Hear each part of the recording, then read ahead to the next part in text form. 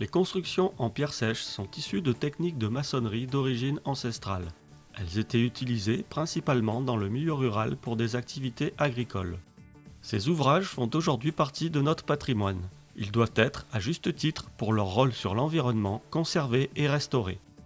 La restauration d'un mur en pierre sèche comporte plusieurs phases. Voici la présentation de ces différentes phases et des techniques qui s'y rattachent. La première phase de la préparation consiste à démonter les parties de l'ouvrage à restaurer. Ce démontage peut être effectué soit par une pelle mécanique, soit manuellement. Dans les deux cas, il faudra dégager toutes les parties endommagées en prenant soin de récupérer toutes les pierres.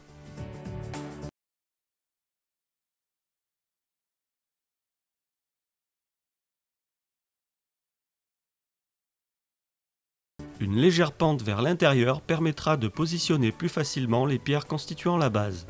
L'espace autour du chantier doit permettre aux ouvriers d'évoluer librement.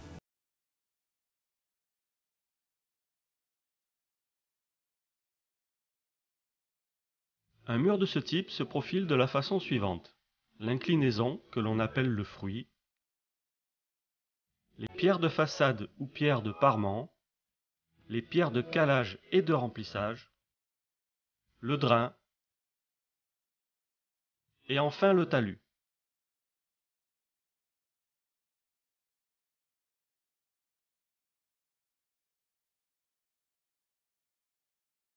Pour garder une continuité avec le mur existant, il est nécessaire de placer un cordeau. Ce cordeau s'installe sur des guides ou des chevillettes de part et d'autre du mur, tout en respectant le fruit existant.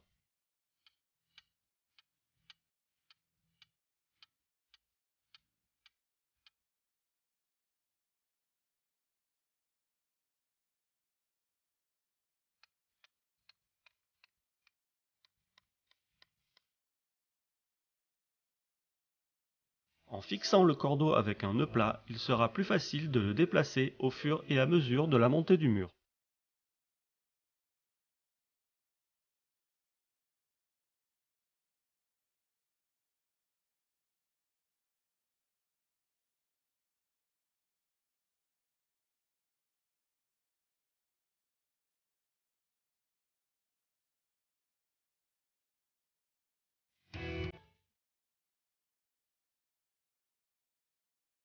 Le tri permet de séparer les pierres dont on dispose et d'évaluer leur quantité par type de grosseur. Les plus petites seront utilisées pour le remplissage et le drain.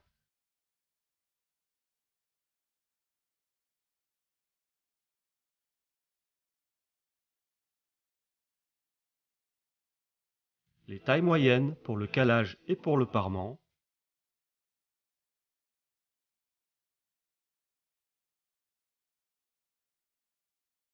Et les plus grosses pour la base du mur et le parement. Cette étape permettra aussi d'évaluer si la quantité de pierre sera suffisante pour terminer l'ouvrage.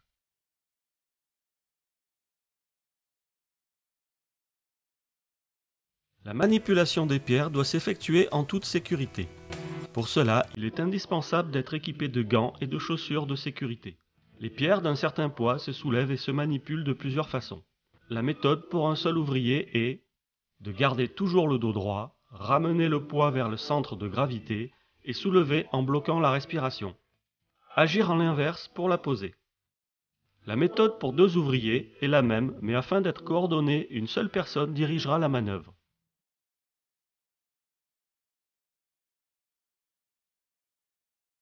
La méthode pour de très grosses pierres utilise une brouette que l'on positionne couchée contre la pierre. Faire rouler la pierre dans la brouette et redresser le tout.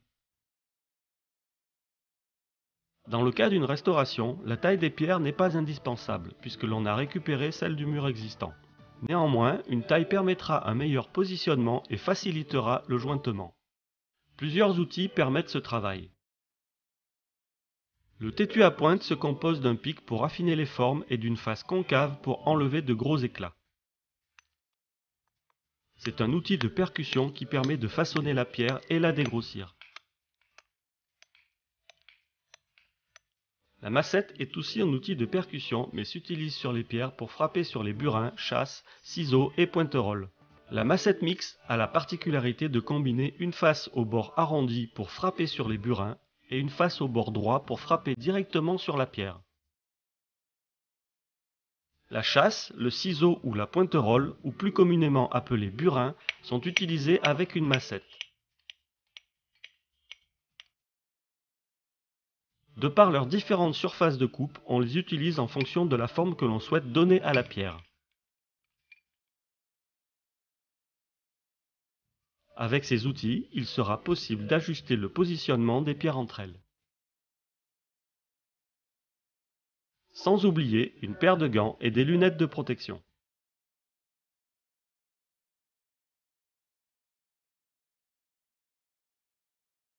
Placez les pierres en respectant l'alignement du cordeau et en travaillant le sol si nécessaire. Les pierres constituant la base du mur doivent être solidement positionnées et stabilisées car ce sont elles qui vont supporter le poids du mur et garantir sa stabilité.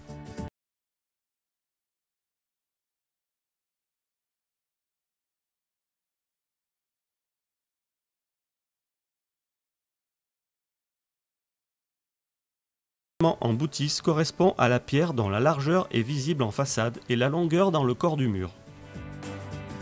À l'inverse du positionnement en panneresse où c'est la longueur de la pierre qui est visible en façade.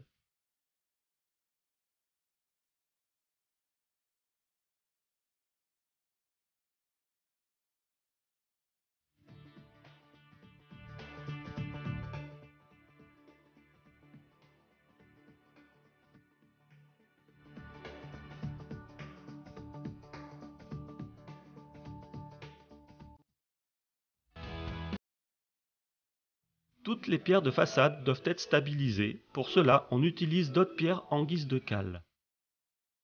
Le calage se fait toujours par l'arrière. Indispensable à la construction, il ne doit pas être négligé. Une fois les pierres calées et stabilisées, un premier remplissage avec des pierres de petite taille constituera le drain.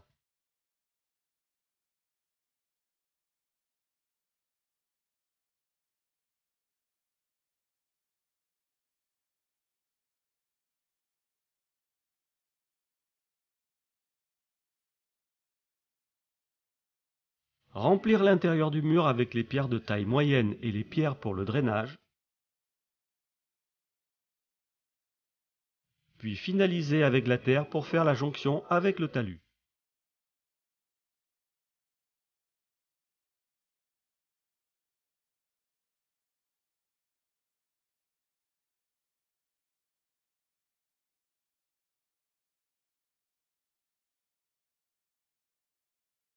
La réalisation d'un chaînage d'angle doit respecter le principe des pierres croisées. On dit qu'une pierre est croisée lorsqu'elle est placée à cheval sur deux autres pierres.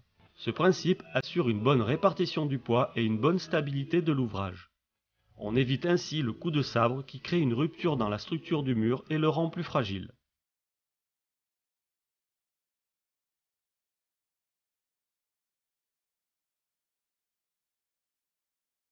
Comme pour les pierres de façade, on poursuit avec le calage et le remplissage.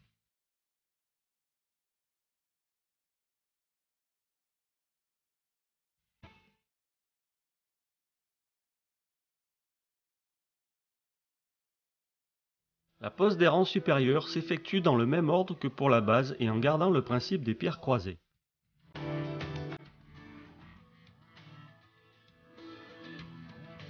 Calage, mise en place du drain,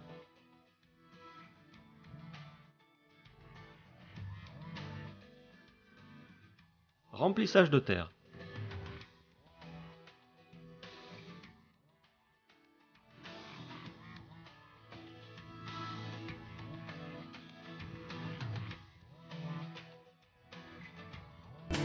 Le couronnement est le dernier rang de pierres posées au sommet du mur. En plus de son rôle esthétique, il pèse sur les autres pierres en renforçant la stabilité et finalise l'ouvrage. Il faut rester conscient que ce type de construction demande un réel investissement physique, de la patience et de l'organisation. Construire un mur en pierre sèche reste le meilleur choix pour aménager ou réaménager un site, car en plus d'être économique, écologique et durable, il assure plusieurs fonctions essentielles à notre environnement. Il permet une régulation de l'écoulement des eaux pluviales et favorise l'infiltration de ces eaux dans le sol. Il favorise aussi au développement d'un écosystème naturel de la faune et de la flore et contribue ainsi à la préservation de notre environnement.